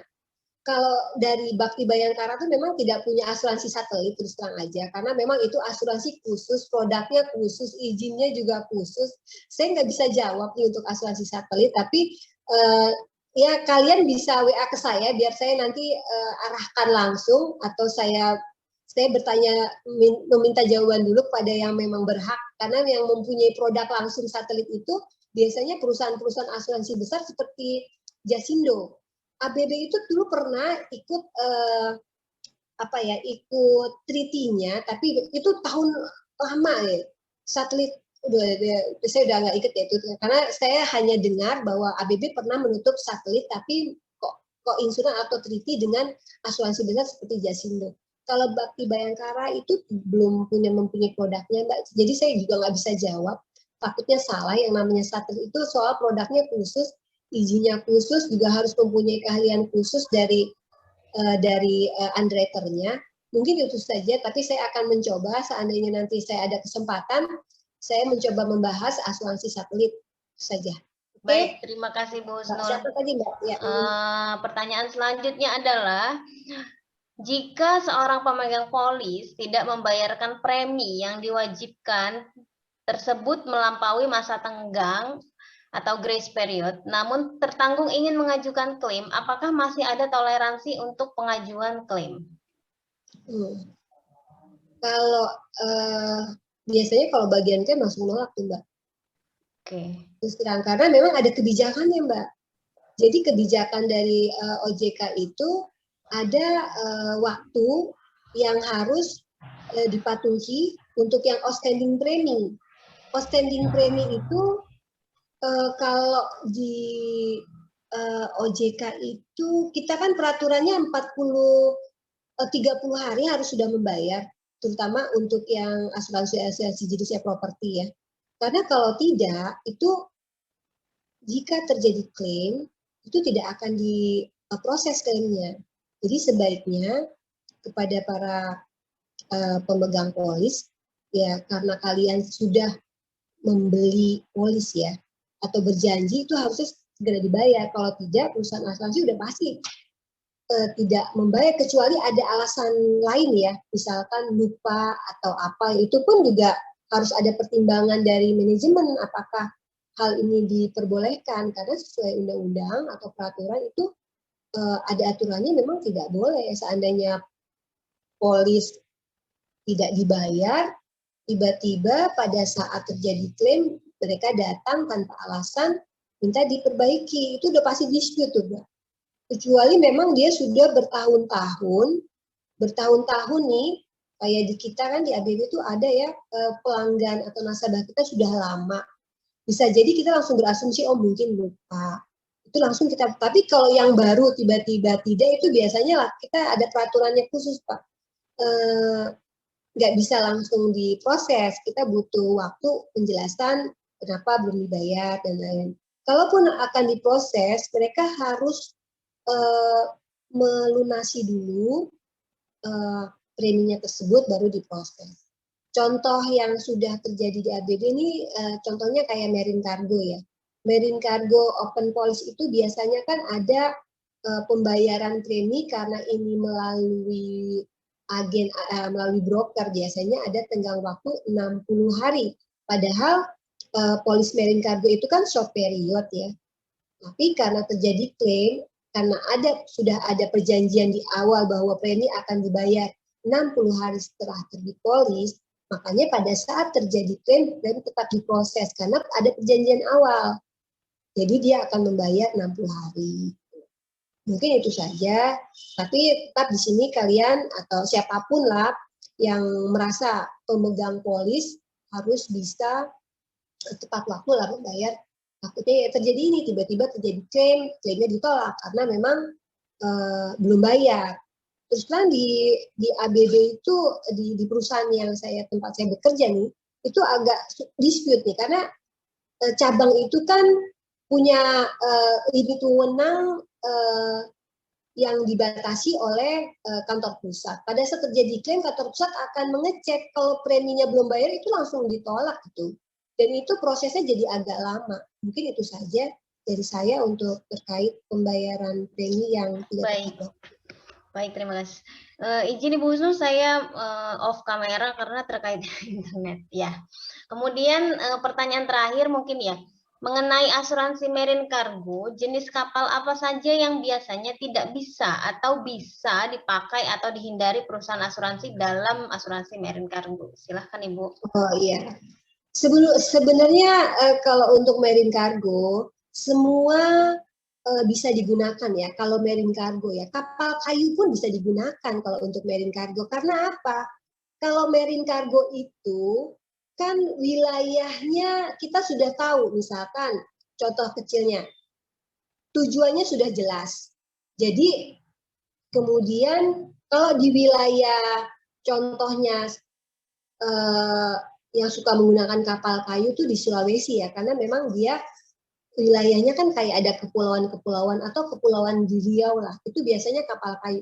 Kapal kayu masih bisa sepanjang tonasenya dan usianya tidak melebihi ketentuan yang sudah ditetapkan di treaty. Saya nggak tahu, takutnya treaty masing-masing perusahaan asuransi beda. Kecuali kapal kayu itu kita cover marine hull-nya, rangkanya. Atau kalau untuk kargonya kan short period ya, paling lama ya namanya kapal berlayar itu kan untuk pengiriman 1 minggu misalkan, jadi kita cover selama 1 minggu. Tapi kan kalau dia marine hull, kapal kayu itu kita setahun kan covernya, biasanya di-exclude di treaty. Jadi tidak berani kita cover kapal kayu. Apalagi kapal kayu yang digunakan untuk nelayan. Nelayan kan kalau mencari ikan bisa kemana-mana kan, tidak ada, misalkan mengikuti arah angin ke sini dia ke sini, tidak tahu gitu loh. Makanya itu kenapa di-exclude di dalam treaty. Tapi kalau di marine cargo semua bisa kita pakai selama usianya itu bisa masuk ke dalam treaty kita. Kalau kapal kayu itu tonasenya tidak kurang dari atau tidak boleh kurang dari 50 ton dan usianya kurang dari 10 tahun itu kalau kapal kayu, jadi bisa dipakai. Kenapa menggunakan kapal kayu? Beberapa alasan, karena memang tidak bisa masuk kalau menggunakan kapal besi, karena ini wilayahnya kecil, mengikuti hanya alur sungai, jadi pendek-pendek. Biasanya kita akomodir lah, karena kan memang ya dalam rangka, apalagi dia membawa misalkan kebutuhan pokok masyarakat setempat, itu biasanya bisa kita akomodir untuk di cover. Kecuali itu tadi di cover selama setahun marine hull-nya aja. Kalau kargonya semuanya masih bisa. Kalau digunakan untuk kargo ya, kapal kayu bisa, apalagi kapal besi. Kalau untuk kargo ya dicatat, jangan sampai lupa ya. Oke? Oke, baik, terima kasih Bu Husnul. Karena keterbatasan waktu, jadi pertanyaan yang tadi adalah pertanyaan yang terakhir ya. Mungkin untuk yang masih ingin bertanya, mungkin bisa di sesi-sesi selanjutnya, karena masih banyak nih seri kuliah umumnya ya. Baiklah, saya akan menyampaikan rangkuman atau summary dari kuliah umum hari ini, yaitu baik berdasarkan penjelasan Ibu Husnul maupun dari beberapa pertanyaan yang sudah diajukan tadi. Oke, di sini di asuransi kerugian khususnya itu diterapkan adanya prinsip deductible, yaitu tujuannya untuk menciptakan rasa tanggung jawab pemilik polis, karena perusahaan asuransi tidak menanggung seluruh risiko yang mungkin dialami. Kemudian risiko itu harus diterapkan untuk seluruh perusahaan asuransi kerugian, karena jika tidak akan dikenai sanksi. Selama tidak diatur oleh OJK, besar persentase deductible itu bisa diatur sesuai persetujuan atau kesepakatan antara calon tertanggung dan penanggung. Kemudian hal yang paling penting diperhatikan oleh underwriter, khususnya untuk asuransi kendaraan, itu harus melihat data tertanggung, yaitu misalnya berdasarkan SEOJK itu wilayah kendaraannya itu adanya di mana. Kemudian apakah ada asuransi yang lain, lalu kondisi kendaraan tersebut, misalnya dari tahun pembuatannya.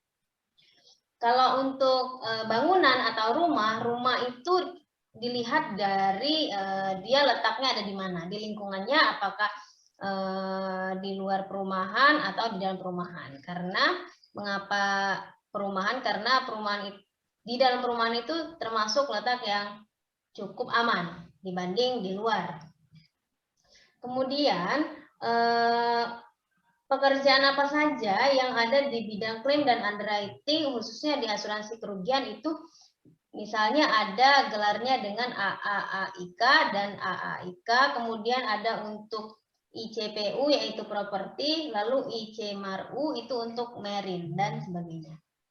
Kemudian asuransi engineering dan asuransi marine dan sebagian sebagian dari asuransi lain-lain itu belum diatur oleh regulasi. Oleh karena itu, untuk menentukan deductible yang tadi, boleh ada tawar-menawar atau kesepakatan dari penanggung dan calon tertanggung. Kemudian, penetapan tarif premi atau kontribusi pada lini usaha asuransi harta benda dan asuransi kendaraan itu diatur oleh SEOJK nomor 6 SEOJK 05 tahun 2017 untuk proses underwriting-nya. Kemudian kecelakaan yang sering terjadi dan klaim yang paling sering di-cover dalam marine insurance itu sebenarnya barangnya di situ ya, bukan kapalnya. Walaupun kapalnya misalnya kapalnya goyang atau tandar saat unload barang, jika barangnya rusak saat itulah perusahaan asuransi menggantinya atau kemasukan air seperti itu. Lalu poin selanjutnya untuk pengajuan klaim itu batasnya itu 30 hari bagi pemegang polis untuk memprosesnya. Jika tidak, maka klaimnya tidak diproses oleh perusahaan asuransi. Itu saja catatan summary dari saya. Saya ucapkan terima kasih banyak kepada Ibu Husnul. Dan mohon maaf kepada yang sudah banyak bertanya tapi tidak bisa jawab karena waktu ya. Lalu jangan lupa untuk mengikuti seri kuliah umum yang nanti akan diadakan pada tanggal 8 November dan tanggal-tanggal lainnya di waktu yang akan datang. Terima kasih, saya kembalikan kepada MC. Silakan. Baik, terima kasih untuk Ibu Karin dan Ibu Husnul Khotimah atas pemaparan materinya. Sebelumnya dimohon untuk para peserta silahkan mengisi absensi dengan nama lengkap karena akan digunakan untuk sertifikat yang akan diberikan oleh panitia. Tidak terasa, kita telah sampai di penghujung acara. Gimana teman-teman webinar series keempat hari ini? Informatif sekali ya. Semoga ilmu yang diberikan oleh Ibu Husnul Khotimah dapat memberikan manfaat bagi hadirin sekalian. Namun sebelum saya tutup acara webinar series pada hari ini, para peserta diingatkan kembali untuk mengisi absensi dan dimohon untuk mengaktifkan kamera untuk sesi dokumentasi. Sesi acara terakhir hari ini yaitu dokumentasi. Kepada teman-teman yang belum on-cam dan belum memakai virtual background, diharapkan untuk segera on-cam menggunakan virtual background yang sudah disediakan. Kepada panitia, apakah sudah siap untuk sesi dokumentasinya?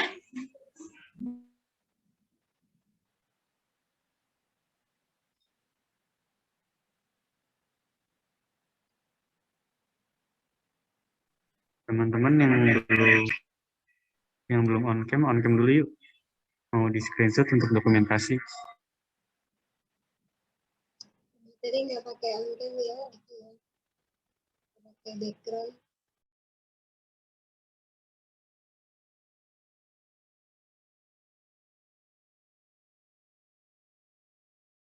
Kita dari slide pertama dulu ya.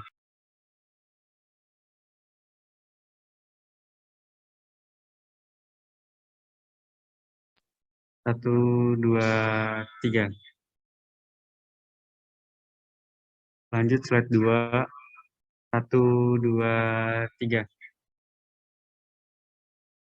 Lanjut slide ketiga. 1, 2, 3. Slide 4. 1, 2, 3.